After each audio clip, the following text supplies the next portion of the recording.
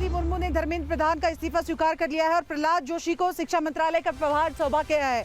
ये बड़ी जानकारी इस वक्त की दे रहे हैं। देखिए, धर्मेंद्र प्रधान का इस्तीफा हो चुका है, जिसको राष्ट्रपति द्रौपदी मुर्मू ने स्वीकार कर लिया है और अब प्रहलाद जोशी को शिक्षा मंत्रालय का प्रभार सौंपा गया है। ये बड़ी ब्रेकिंग न्यूज इस वक्त की आपको बता रहे हैं। देश के नए शिक्षा मंत्री प्रहलाद जोशी होंगे और अब ये देखना होगा, क्योंकि जिस तरह से धर्मेंद्र प्रधान को लेकर, पेपर लीक को लेकर ये पूरा मामला चल रहा था और आज उन्होंने खुद से एक जिम्मेदारी निभाते हुए अपना इस्तीफा सौंपा था। उसके बाद अब जानकारी यही है कि राष्ट्रपति द्रौपदी मुर्मू ने अब उनके इस्तीफे को स्वीकार कर लिया है और इसी के साथ साथ बच्चों के भविष्य को लेकर आप देखिए किस तरह से सरकार सजग है और प्रहलाद जोशी को शिक्षा मंत्रालय का प्रभार संभाला दिया गया है। वो संभालेंगे इसको और ये सुनिश्चित करेंगे कि जो पेपर लीक माफिया है वो किसी भी तरह से देश में पेपर लीक नहीं कर पाए। आप देखिए किस तरह से एसटीएफ भी तैयारी कर रही है और साफ तौर पर अब देखना होगा। लेकिन इन सब के बीच जो दर्शक इस वक्त रिपब्लिक भारत के साथ जुड़े हैं उनको हम बता दें, देश के नए शिक्षा मंत्री है प्रहलाद जोशी।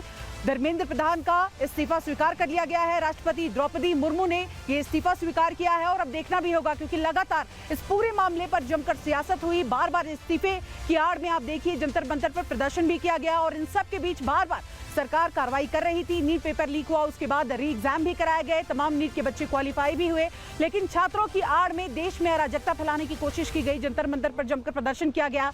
लेकिन अब सबसे बड़ी खबर आज की यही है कि धर्मेंद्र प्रधान के इस्तीफे के बाद उनके इस्तीफे को राष्ट्रपति ने स्वीकार कर लिया है और प्रहलाद जोशी अब शिक्षा मंत्रालय का पूरा प्रभार संभालेंगे और साथ ही साथ अब बच्चों को भी काफी उम्मीद होगी, क्योंकि देखिए लगातार पेपर लीक के मामले एक के बाद एक आ रहे थे। जहां एक तरफ नीट पेपर लीक के मामले को लेकर प्रदर्शन किया जा रहा था, तो वहीं कई जगह पर पेपर लीक हो भी रहे थे। सरकार लगातार कार्रवाई की बात भी कर रही थी, प्रशासन जो है जगह जगह पर कार्रवाई कर भी रहा था, लेकिन इसके बावजूद जो पेपर माफिया है वो मानने को तैयार नहीं थे, क्योंकि हर बार ऐसा होता है कि उनको पकड़ा जाता है और बड़ी आसानी से थोड़े ही दिन के बाद सलाखों से वो निकल जाते हैं। लेकिन अब ऐसा नहीं होगा।